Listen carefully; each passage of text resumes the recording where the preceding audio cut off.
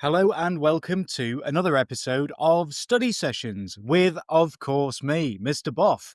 Now, today we're going back to William Golding's Lord of the Flies. This is ahead of your Paper 2 exam next week.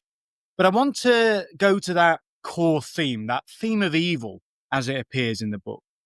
Now, Lord of the Flies, of course, is not just a story about some boys stranded on an island.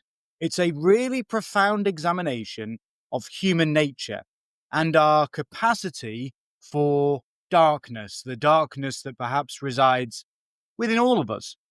So, in today's episode, we're going to take a close look at how Golding portrays and explores the nature of evil through his characters, all of them highly allegorical characters, and their actions.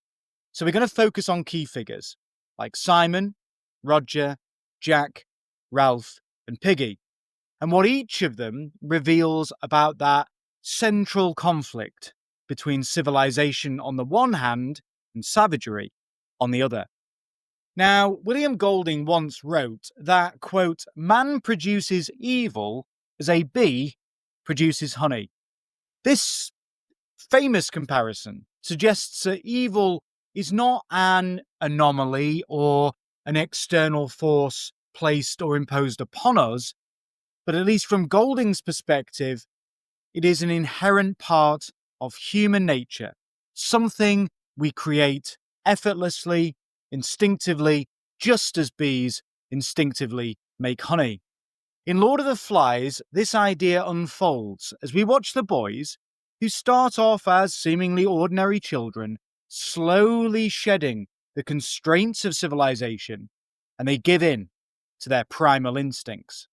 Golding's novel challenges us to question whether morality is something we learn, or if the darkness within us is simply waiting for the right circumstances to emerge.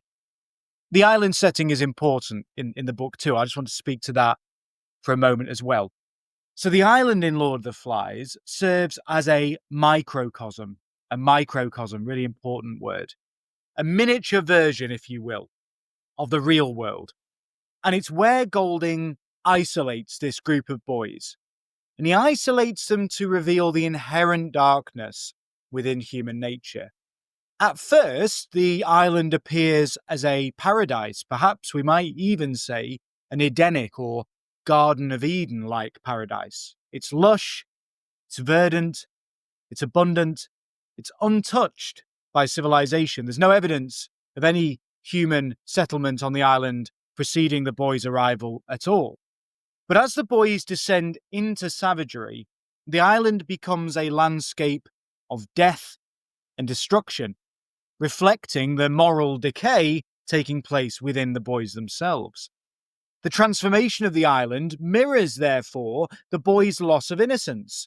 The once thriving environment is scarred by their arrival, the scar, the reckless fires, the signal fire getting out of control, their shelters collapsing, and violence seems to taint every single corner or element of the island too. So this microcosm highlights, again, to come back to Golding's warning or message, that evil is not a product of specific societies or external influences opposed upon us. It is an intrinsic part of the human condition, of our humanity. The boys' world does not fall into chaos because of a lack of resources or those external threats. Why does it collapse? It collapses because of their own primal instincts, reinforcing that idea that we produce evil just, as I've quoted moments earlier, just as bees produce honey. And by the novel's end, the island, once that place of hope, of excitement, of joy, of optimism, of promise, has become a wasteland, consumed by fire and destruction and death. A chilling reflection of what happens when human nature is left unchecked. The backdrop to the boys' arrival on the island, something that's often overlooked by students, but the backdrop is one of global conflict and seemingly impending nuclear annihilation. And it's a crucial detail, again, one often overlooked by students, that reinforces Golding's broader critique of our seemingly inherent capacity for destruction. So the novel is set during some unspecified war. It's hinted at that it's actually a nuclear conflict, and the boys have been evacuated from Britain to escape the dangers of this modern warfare and modern conflict. However, of course, in a cruel irony, the very war that was meant to protect them from violence instead seems to deposit them onto an isolated island where they recreate the same patterns of power struggles, violence, death, fear, brutality, and hierarchy.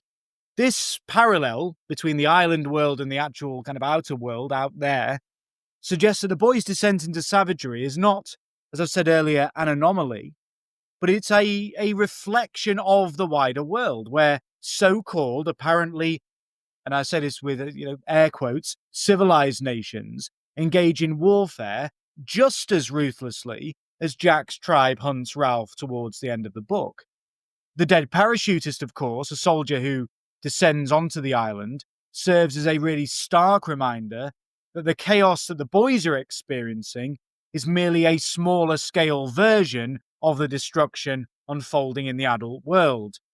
Golding here thus implies that evil is not confined to the island or related somehow to childhood innocence being cruelly lost, but is a fundamental, inescapable part of our human nature, evident both in the microcosm of the boys' society and in the real-world war that looms beyond the island's shores. So, quick story recap. Let's just set the stage. Lord of the Flies. Simple, striking premise. Plane, carrying a group of British schoolboys, crash lands. We've got a deserted tropical island. There's no adults. Children are left to fend for themselves. At first, of course, they celebrate freedom. They try to establish order. A boy called Ralph is elected chief. They have the conch. The conch is used to call assemblies, and they try to create a miniature civilized society in microcosm that has rules, it has responsibilities. However, as time passes, and this is a really important idea, and I think a line that we can have in our essays, as time passes on the island, that veneer, already thin veneer of civilization, thins further still. Now, just to mention that, because it might be something we're not entirely familiar with, so in a figurative or metaphorical sense, a veneer refers to a superficial outer layer or an appearance that hides the true nature, and often the rather unpleasant true nature, of something underneath.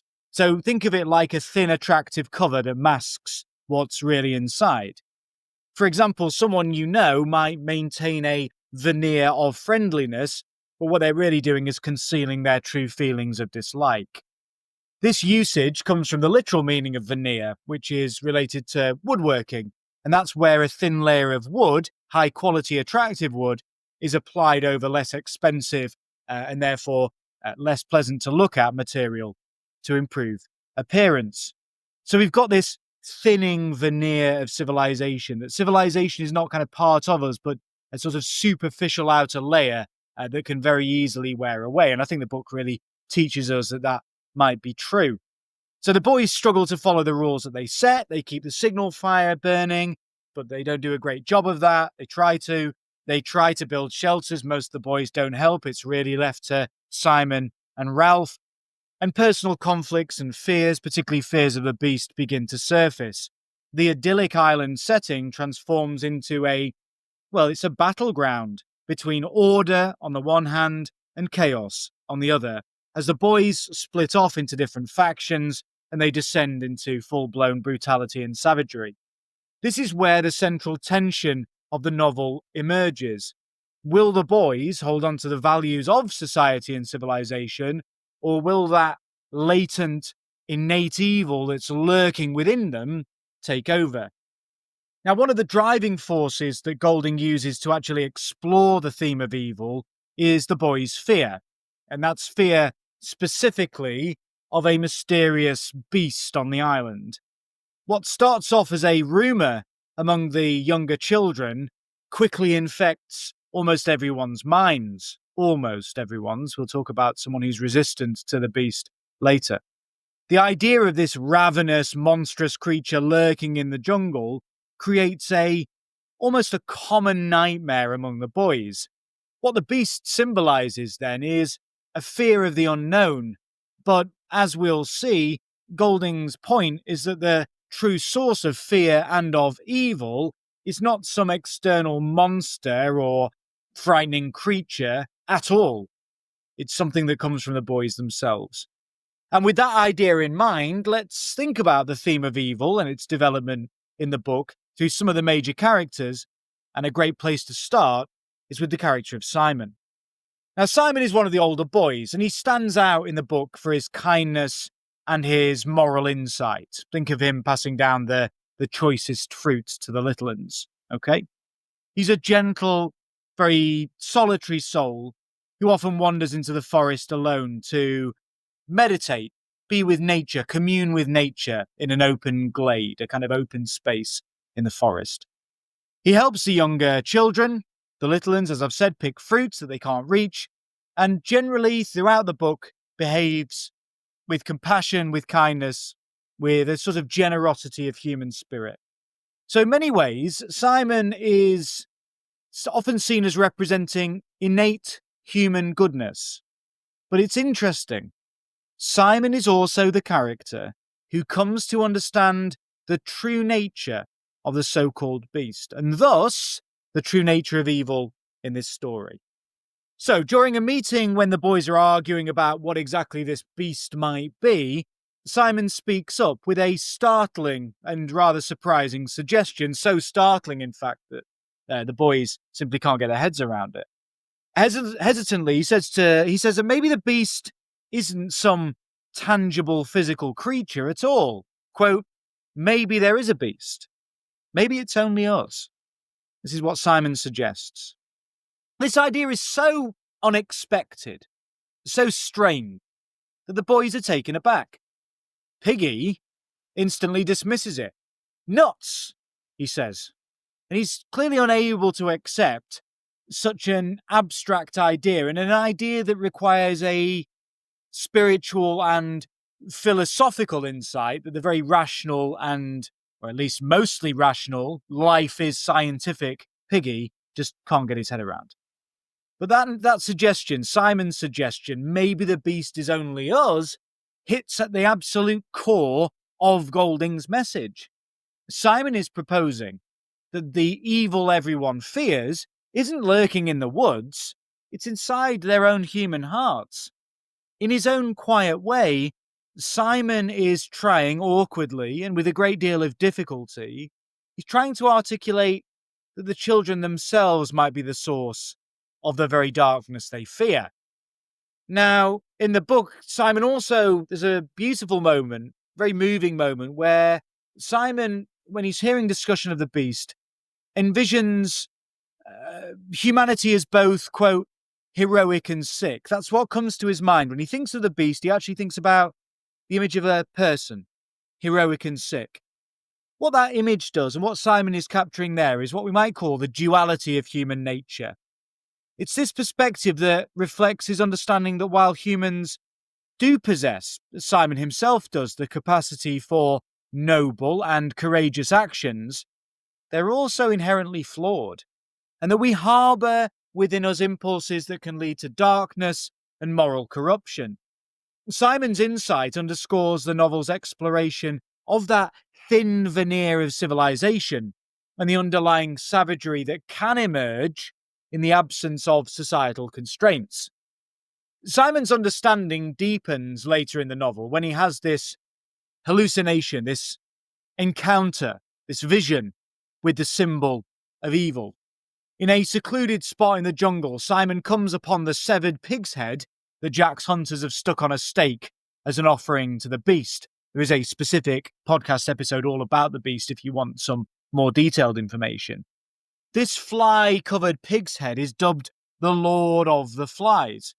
And in this strange and very surreal scene, Simon imagines the head actually speaking to him. The Lord of the Flies, Beelzebub, if you will, this representation of evil, mocks Simon and reveals an awful truth. Fancy thinking the beast was something you could hunt and kill. You knew, didn't you? I'm part of you. I'm the reason why it's no go, why things are the way they are. In this visionary moment, the pig's head, which is, as I've said, essentially the embodiment of evil, confirms Simon's theory. The beast is not a physical monster, it's the darkness within. I'm part of you, it says. The evil on the island is inseparable from the boys themselves. It's their own savage instincts, their capacity for cruelty, brutality, and fear. Overwhelmed by this startling revelation, this horrifying revelation, Simon loses consciousness. When he wakes up, night has fallen and a storm's brewing. Simon realizes that the beast the boys thought they saw on the mountaintop is actually the corpse of a parachutist from the outside world, caught on the rocks and caught in the tree. Eager to tell the others that there's nothing to fear, Simon staggers towards the distant fire on the beach to where the boys are gathered. It's also worth remembering that Simon actually takes the corpse down. It's caught in the trees and it's being kind of pulled by the wind in this faintly ludicrous way, rather undignified for a corpse. Even though no one's looking, Simon, in a moment of humanity, compassion, love, kindness, all those things we associate with him, takes the parachutist down. It's worth remembering that as a little moment of, kind of moral beauty in an otherwise rather bleak book. What happens next, though, with Simon is one of the most tragic scenes in the novel. It's probably one of the most tragic scenes in all of world literature. In Simon's absence, Jack and his tribe are hosting a feast. Most of the boys, notably even Ralph and Piggy, have joined the feast, drawn by the kind of crazy promise of meat, that carnal desire for meat, and the excitement of Jack's wild and drum-beating revelry. So they caught up in this frenzy of a tribal dance during the thunderstorm. The boys are chanting, they're stomping, they work themselves into a state of collective hysteria, pretending one of them is a beast, they're kind of reenacting the hunt. It's into this chaos that Simon emerges from the jungle, crying out about the dead parachutist. In their fear, but also their adrenaline-fueled confusion, and also in this moment of kind of collective participatory sadism, the boys mistake, do they? Maybe, Simon for the beast itself. A fearful cry goes up, and the boys, united in terror, surge onto Simon. This tearing, no sound, no words, but the tearing of teeth and claws. They surround him, and in that driving rain, in the darkness, with a thunderstorm raging, Simon is brutally beaten and ripped to shreds, really, by the frenzied boys, including Ralph and Piggy. He tries to explain. Of course, he can't be heard over the storm and the boys themselves. The very boy who understood the truth about the beast is killed by those who are blinded by their fear of it. Now, Simon's death is no mere accident. It is the turning point of the book. The boys have spilled the blood of one of their own in a blind rage. That thin line of innocence is obliterated in this moment. As a storm suddenly blows over, Simon's body, lifeless body, is washed out to sea. This is a really significant moment, really profound moment in the book. Innocence and insight and wisdom are destroyed by the group's ignorant, fear-filled terror. Simon, that symbol of natural goodness and truth, is sacrificed on the altar, if you will, of the boys' collective fear, the evil within them. Through Simon's fate, Golding illustrates how the evil in human nature can violently, cruelly, and disastrously reject and destroy what is good and involves wisdom and understanding. Simon had discovered that the only beast on the island was the boys themselves, yet that knowledge couldn't save him. In a way, then, the boys kill the truth in this scene, driven by the very evil and fear and savagery that Simon had hoped to dispel. While Simon represents the side of human nature that seeks truth and goodness, Roger, on the other hand, represents the side that sinks into and almost luxuriates in cruelty for its own sake. Roger is the quiet, furtive, secretive, brooding boy who, from even very early on, displays this streak of sadism. At first, of course, societal rules, morals, civilization even, still hold some sway over him. But as those rules erode and wear away, Roger becomes the most, I think at least, dangerous boy on the island, perhaps even more so than Jack. Golding gives us an early glimpse of Roger's dark potential in a scene where he follows a little one, one of the young boys, to the beach. And Roger, it's a stone-throwing incident. Roger begins to throw stones at this boy, Henry. He's aiming to miss. Golding notes that there is, for now, an invisible barrier that's around Henry, a space into which Roger dare not throw directly. Quote, here, invisible yet strong, was the taboo of the old life, Golding writes. Quote, Roger's arm was conditioned by a civilization that knew nothing of him and was in ruins. In other words, although Roger has this intense sadistic desire to harm, those ingrained teachings of his former civilized life, rules, parents, policemen, still restrain him at this point. But the quotation also hints that the civilizational restraints, that, quote, taboo of the old life, is fading fast. It also suggests with the word conditioned that those ingrained teachings is more like a trained animal. Okay, he's not really got much of a developed moral sense. In that certainly they never really knew, the civilization that knew nothing of him, never really knew and understood Roger's true, cruel nature. As the days on the island pass, Roger becomes increasingly free of conscience or restraint. Roger gravitates to Jack, who by now encourages or at least permits violent behaviour. Under Jack's rule, Roger thrives as an enforcer of terror.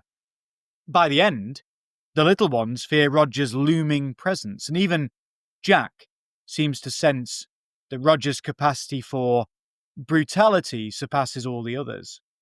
The ultimate expression of Roger's evil, though, comes when Piggy confronts Jack's tribe. And it's during this confrontation at Castle Rock that Roger positions himself on a ledge next to a huge rock, poised as a weapon.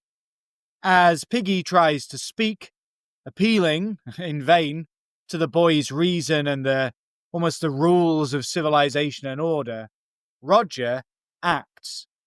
Golding describes it thus, quote, high overhead, Roger, with a sense of delirious abandonment, leaned all his weight on the lever, or lever. With gleeful aggression, Roger releases the boulder. It's a moment of gleeful aggression, almost sadistic pleasure, almost orgiastic pleasure, that reminds us of the stone-throwing incident and the way he hides behind the palm tree, his eyelids fluttering. The boulder plunges down, it strikes Piggy, and obviously it kills him instantly, and it shatters the conch. In that one horrifying moment, okay, the moment when stuff comes out of Piggy's head and his legs twitch a bit like a pig as he smashes his head open on the rock, when the conch ceased to exist, Roger has murdered the boy who most valued order, and he destroys in the destruction of the conch that symbol of order as well. Roger's actions also signify a really critical shift in the power dynamics that are among the boys. And I think what Golding is doing here is highlighting the emergence of unchecked savagery. By edging past Jack, the established leader, and approaching Sam and Eric with, quote, nameless authority, Roger is asserting a newfound dominance that transcends the existing hierarchy. His near collision with Jack right towards the end of the book, as he tries to sort of edge past him, symbolises, I think, a subtle challenge to Jack's authority, suggesting Roger's growing audacity and potential, maybe, to usurp leadership. That quiet terror experienced by Sam and Eric underscores Roger's reputation for cruelty and the fear he instills in others. Let's not forget, of course, the horrifying, sexualized and brutal murder of the sow. Okay, what Simon does with that stick sharpened at both ends, the way he finds that lodgement and pushes the stick into the pig's anus. It's a disgusting and brutally sexualized moment. And we could see that as part of this escalating sadism, and a sadism that seemingly has been there from the beginning with this boy. But this moment where he's instilling that quiet terror, it's a moment that encapsulates the novel's exploration of inherent human evil, as Roger embodies allegorically the descent into barbarism and savagery unrestrained by societal norms or any sort of moral constraint. Through Roger, Golding portrays evil as the delight in hurting others. Roger doesn't kill Piggy out of fear, like the boys who killed Simon. Roger kills out of calculated, purposeful cruelty. Over the course of the novel, he shed all of the conditioning of society and fully gives himself over to savagery and as I've said before, the joys of participatory sadism. That progression from throwing stones near a child to outright murder shows just how quickly moral constraints can fall away, and they reveal a capacity for brutality. Golding's message here is stark, it's bleak, and it's blunt. In the absence of law and conscience, individuals like Roger can and will commit atrocities simply because they can and they want to, and they enjoy it. Roger's presence in the story serves as a warning of the potential for pure evil that exists when empathy and order are completely removed. And with that in mind, let's consider now Jack, the character who most clearly drives the group towards savagery.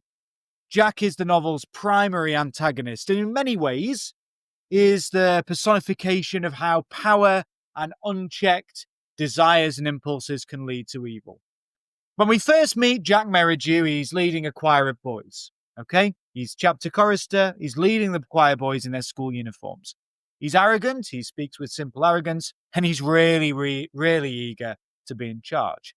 I ought to be chief, he says. But when the boys vote, they choose Ralph instead. Jack's disappointed, but Ralph, trying to appease him, quite the mistake, gives Jack command of the choir, who Jack promptly redesignates as his hunters. And this sets the stage. From the outset, Jack is associated with hunting and therefore killing, but also a challenge to Ralph's authority.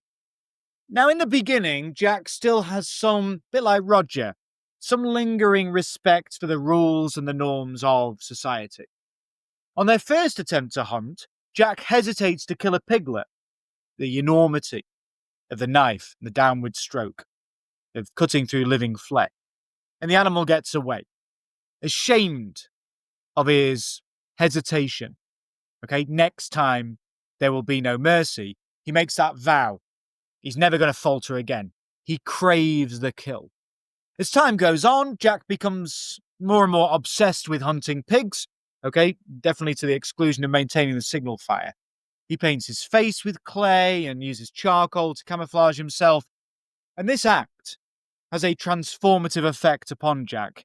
With the mask of paint on, paradoxically, Jack feels liberated from shame and self-consciousness. It's as if he can hide behind a new identity, but also in that act reveal perhaps who he truly is.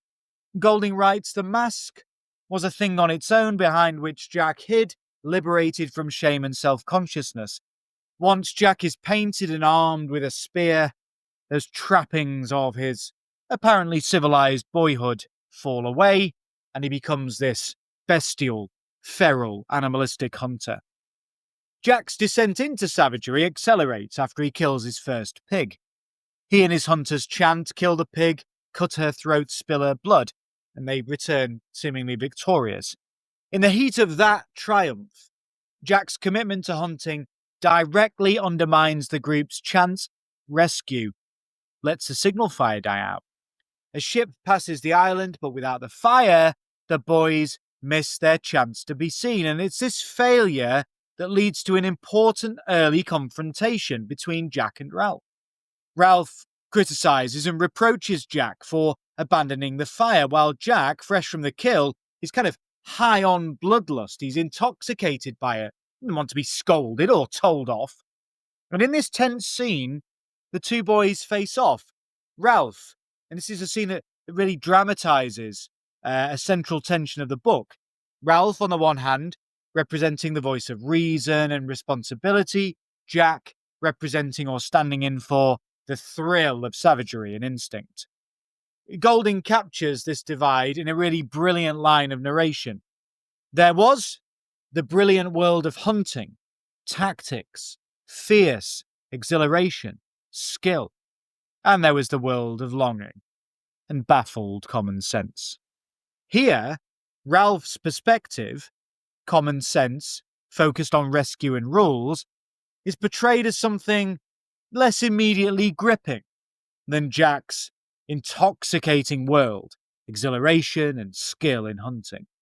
It's a moment that foreshadows the idea and the experience that many boys will choose the exciting, savage, and yet evil path over the dull but necessary path of civilization. As Jack's influence grows, he becomes increasingly defiant of Ralph's authority, and in a meeting frustrated by all the talk of rules and the beast, Jack openly shouts, "Bollocks to the rules! We're strong, we hunt!" With that expletive-filled outburst, he rejects the legitimacy of the conch and Ralph's leadership. Jack decides to break away and form his own tribe and takes as many boys with him as he possibly can. Freed from Ralph's rules and therefore perhaps the constraints of civilization, Jack's group, they paint their faces, they have these clay and charcoal masks just like Jack, and they give in to their primal impulses. Jack establishes himself as a chief, almost like some kind of tribal warlord, at a rocky enclave called Castle Rock, and his leadership style is markedly different from Ralph's more democratic approach. Jack rules through intimidation, visual spectacle, kind of killing of pigs, and also feeding the boys, feeding their literal hunger, their appetite, okay, but also their appetite for death and destruction, and feeding their fear of the beast. Under Jack's rule, the boys perform these sort of ritualized dances, and also rituals like leaving the pig's head on a stake or a stick for the beast. Now, Jack is clever here, okay, like any good demagogue or tyrant. He's prepared to use the beast, or I suppose if we're thinking more generally of demagogues and tyrants in human history, using the idea of fear to keep the boys unified and acquiescent under his command. He frames the beast as an enemy that they must either appease, give gifts to, like some kind of like monstrous, Old Testament kind of god, or a monster, an enemy that must be destroyed, promising that as long as they follow him, they'll all be safe. Jack also uses physical punishment and coercion to enforce his will. At one point, he has a boy, Wilfred, tied up and beaten. It's not really clear exactly what the reason is, other than instilling fear and obedience. The use of arbitrary violence without really meaningful authority and fairness, demonstrates that Jack's leadership has descended into tyranny. Jack's embrace of evil is perhaps most evident during the events surrounding Simon's death. It's at Jack's feast that the wild dance begins in the thunderstorm, and that's Jack, painted and garlanded like an idol, presiding over the boys chanting and feasting on roast pig. When Simon appears and the boys kill him in their frenzy, Jack actually capitalizes on the incident. The next day, he claims that the beast came in disguise and that they did what they needed to do. He stokes the boys' fear. He encourages the boys' fear by suggesting the beast might still be alive. And to keep control, he warns them against Ralph and the few who remain with him.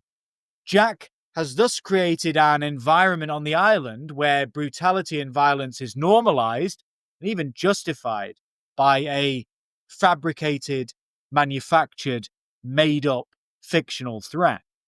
And by the final chapters, Jack's transformation is complete. From choir boy to savage warlord. He pursues absolute power and shows no hesitation about shedding blood in order to get it.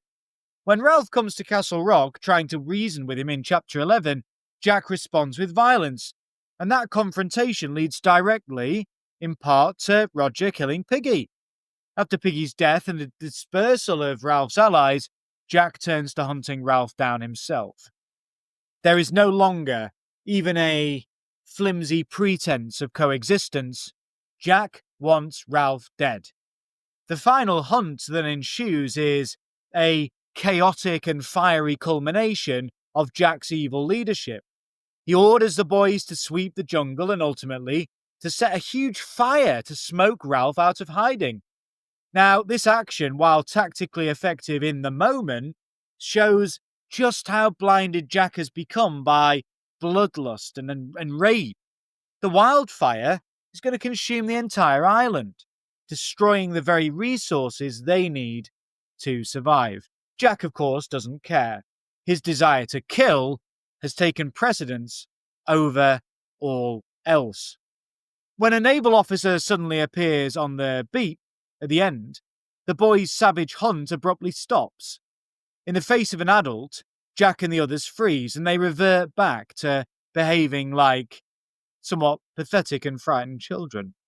Jack, that mighty warlord and hunter just moments before, now stands silent, paint smeared and deflated. The spell of their savagery is broken in an instant by the return of authority.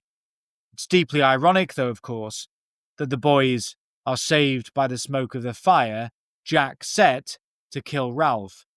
The same act of destruction that was born of evil also, paradoxically and ironically, ends up bringing rescue. Jack's role in the book is critical in our understanding of Golding's portrayal of evil. Through Jack, Golding shows us how quickly that veneer of civility, of order, of civilization, of reason, rationality, and democracy can fall away when individuals choose to pursue power and instant carnal gratification over rules and empathy. Jack starts as a boy who simply wants to lead and have fun, but the freedom and fear on the island transform him.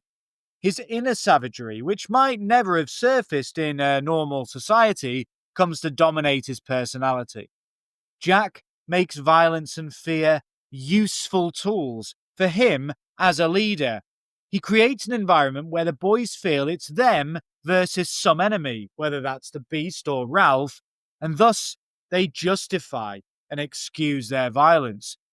In doing this, Jack taps into the boys' own inner darkness, encouraging it, stoking it, in order for it to flourish. Golding's message, then, is that under the right, or maybe the wrong, circumstances, people can abandon morality very quickly indeed. Evil is like an illness, a disease, a virus. It becomes infectious. Jack's dissent encourages others to join in acts they themselves might never have considered doing alone. It's that mob mentality, that de-individuation. It's a frightening commentary from Golding on human nature and the power of group dynamics. Opposed to Jack throughout the story is Ralph, the protagonist, who represents the struggle to try to hold on to goodness and order. Now, Ralph is not depicted as a saint. Ralph has his flaws and his moments of weakness, but he at least consistently, almost always, tries to do what's right and to resist the encroaching evil on the island. Through Ralph's experiences, and I think Ralph is something of an everyman type figure, Golding shows how difficult and lonely that fight against encroaching evil can be, and how even a good-hearted person can be tempted, can be overwhelmed by savagery.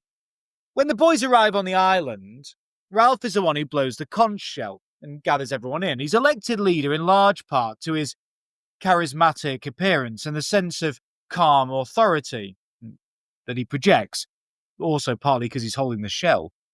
Ralph's primary goals are very sensible and they're very simple. Keep the signal fire burning to attract rescue and maintain order through regular meetings and different assigned tasks or jobs. Ralph believes in rules, the rules of the conch. We've got to have rules and obey them. After all, we're not savages.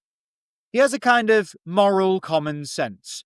For example, he insists on building shelters for the little ones and keeping fresh water nearby and available. Ralph symbolises our civilizing instinct. He wants to create a miniature society that resembles the apparently orderly world that he came from, because he trusts that world and its values. However, Golding doesn't allow Ralph to be completely untouched by the island's corrupting influence. Ralph has experienced fear and anger like everyone else, and even he gets caught up in one of the group's potentially the most violent moment of the book. The most painful test for Ralph comes with Simon's death. Ralph and Piggy had attended Jack's feast in an attempt at maybe reconciliation and also truthfully, because they were hungry, but they find themselves part of the circle during the dance.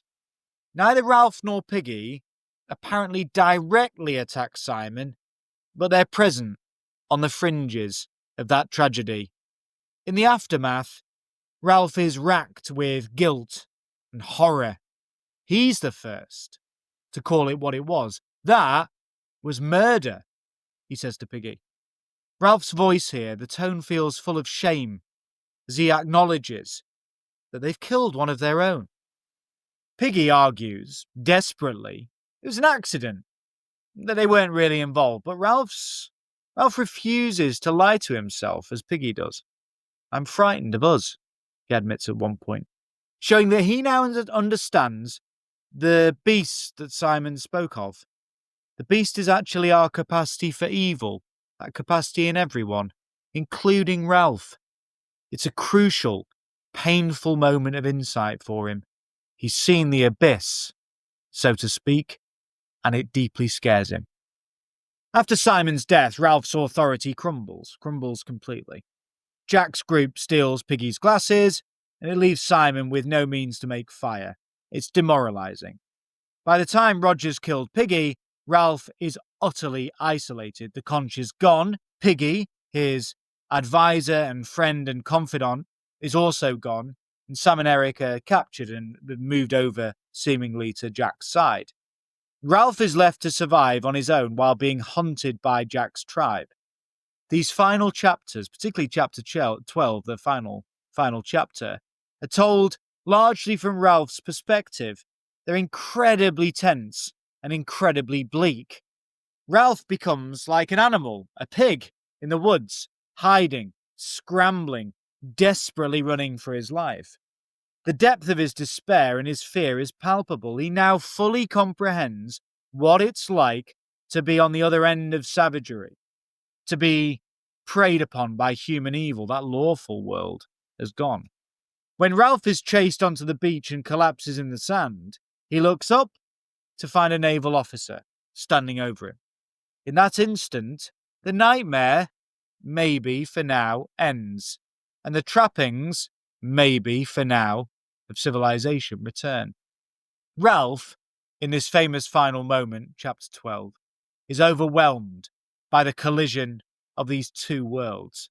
the barbaric reality of the island that he's just managed to just about survive, and the seemingly civilized decorum represented by the crisp uniformed officer. He breaks down, sobbing, and soon many of the other boys start sobbing too. Golding writes that Ralph wept for the end of innocence and the darkness of man's heart, and he mourns his true wise friend, Piggy. This line, very famous line, encapsulates what Ralph has learned, and maybe what we've learned as readers.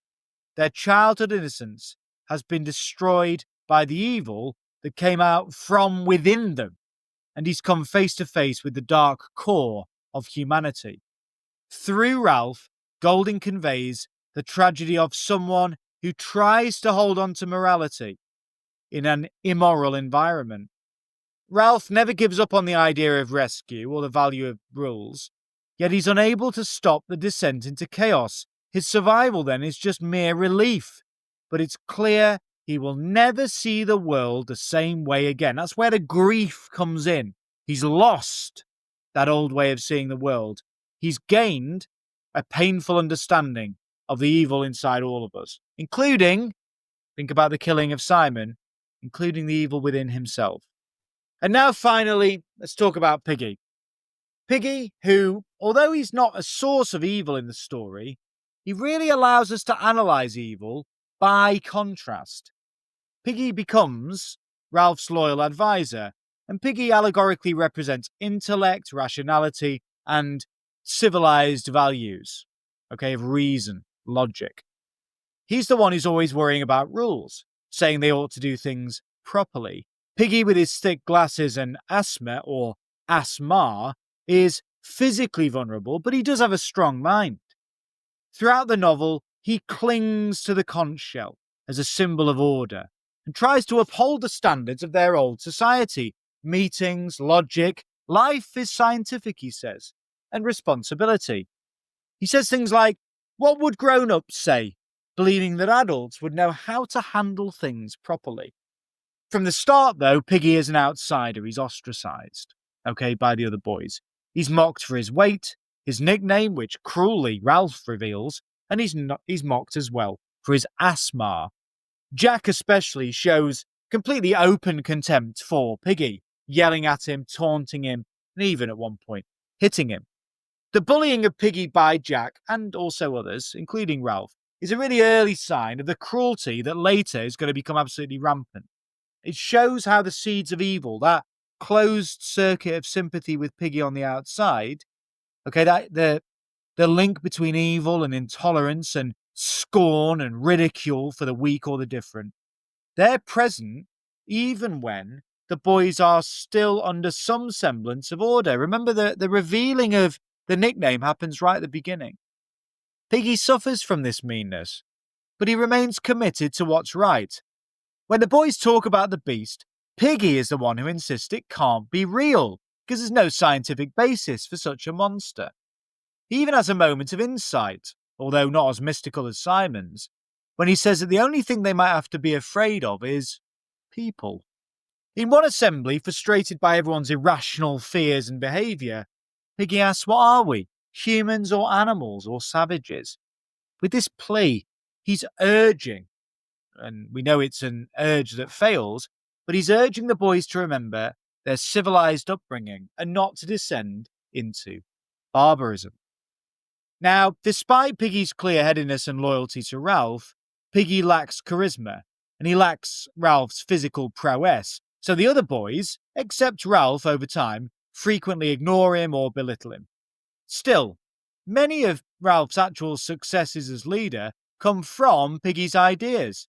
So, for instance, using the conch to call meetings, Piggy's idea. Maintaining the signal fire as a principle that Piggy strongly reinforces. Piggy's glasses are another really important symbol. It's those glasses that enable the boys to make fire. When Jack's hunters attack Ralph's camp and steal Piggy's glasses, it's a decisive victory for savagery over civilization. Piggy is left nearly blind without them, emphasizing how the power of insight and reason and thought has been literally taken away by and is in no way a kind of match for brute physical violence and force. Piggy's most tragic moment, for me, aside from obviously his actual death, is after Simon's killed. Piggy can't accept that he and Ralph and everyone else involved have done something so awful. He's in denial. He makes excuses. It was dark. It was an accident. They were scared. They didn't know what they were doing. He even seems to suggest that Simon brought it on himself, that it's Simon's fault. These desperate, pathetic rationalizations shows just how strongly Piggy needs to believe in the basic goodness and order of their group. The thought that they've become murderers is too much for him, until reality itself forces him to face it. In Piggy's final scene, Piggy manages to summon up the courage to confront Jack and the others. Holding the conch, Piggy stands at Castle Rock and appeals to whatever sense of right and wrong the others might have left. Which is better, to have rules and agree or to hunt and kill? He cries out. It's the ultimate question of the novel, posed here in a very plain way. He's urging them to choose civilization, or rules and rescue, over savagery, hunting and breaking things up. But Piggy never gets an answer. Roger's boulder answers for them. The rock strikes Piggy down, and the conch explodes in the same moment. Piggy falls to his death on the rocks below. Just like Simon's body, Piggy's body is taken by the sea, as if to symbolically and allegorically remove the last vestige of civilized order from the island. Piggy's death, then, represents the total obliteration of logic and moral order by brute force. He was the staunchest supporter of civility, and Piggy's end underscores how defenseless reason can be in the face of violence and evil. With Piggy gone, any hope for rational dialogue or structured society and debate is gone too. The way the other boys react, or in fact fail to react, to Piggy's murder shows how far into savagery they themselves have fallen. Even Ralph, who's enraged, horrified, must immediately flee for his life instead of mourning his friend. Through Piggy, then, Golding emphasizes the novel's grim, bleak conclusion. When evil is allowed to dominate, the people who uphold goodness and reason are often the first to suffer. So now that we've examined each of these characters, we can see how Golding weaves a really multifaceted, complex portrait and portrayal of evil on the island. Evil takes many forms. It's the internal darkness recognized by Simon. It's the sadistic cruelty unleashed in Roger. It's the allure of power and group violence seen in Jack. It's the erosion of innocence experienced by Ralph. And it's the destruction of intellect and decency represented by Piggy. Golding's overarching message about human nature in Lord of Flies is a pessimistic, and yet it's a profound one. Having himself witnessed World War II, Golding believed that the horrors of that war were not anomalies, but manifestations of something deeply rooted within us all. In the novel, he suggests that the structures of civilization, rules, laws, moral codes and taboos, are thin barriers that restrain our darker impulses. But when those barriers are removed, as they are for these boys on the island, evil can emerge with startling speed and ferocious intensity. The rescue at the end underlines this idea with bitter irony. The boys are saved from their own savagery, but they are being returned to a world where adults are waging a brutal war. The naval officer's shocked question, wondering how such young boys could descend into chaos, rings hollow when we remember that the civilized adult world is itself engulfed in violence. Golding is pointing out that the darkness and the evil the boys have discovered in themselves is present in all of humanity. The island, then, is simply a microcosm that makes the truth impossible to ignore. The novel, then, Lord of the Flies, forces us as readers to consider some very difficult questions, maybe impossible to definitively answer questions about ourselves. It asks the question, uncomfortable though it is, are rules and morals just a thin veneer? And what might we do ourselves in the boys' situation? Do we truly know? Do we truly want to know our own capacity for evil? Now, like in all of great literature, Golding doesn't give us a neat and tidy answer, but he does make clear that recognizing our capacity for evil is really crucial. Ralph's final tears of grief and despair for the end of innocence and the darkness of man's heart show that he's learned a hard lesson.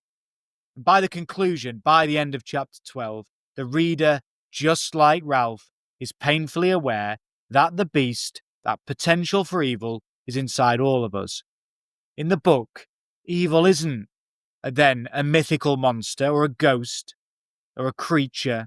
It's an inseparable part of human nature that emerges when fear and ignorance and the desire for power overwhelm the restraints of civilization and reason and empathy and order. Golding's story is a stark warning of how easily our moral codes can break down under fear and stress, allowing cruelty and savagery to take control and flourish. Yet this novel also implicitly urges readers to be vigilant.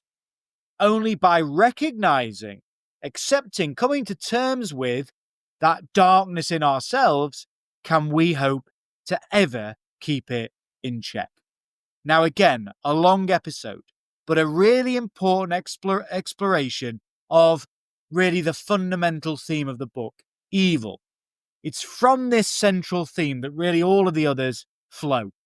So yes, a long episode, but I hope you find it really useful as part of your broader revision and preparation for your next paper 2, full paper 2 exam, and I hope it's given you a great deal to think about. As always, thank you so much for listening. I'll be sharing with your teachers an accompanying paper and electronic resource to help you structure your notes to this episode. But keep revising, keep thinking, keep working hard. And best of luck in paper 2 next week.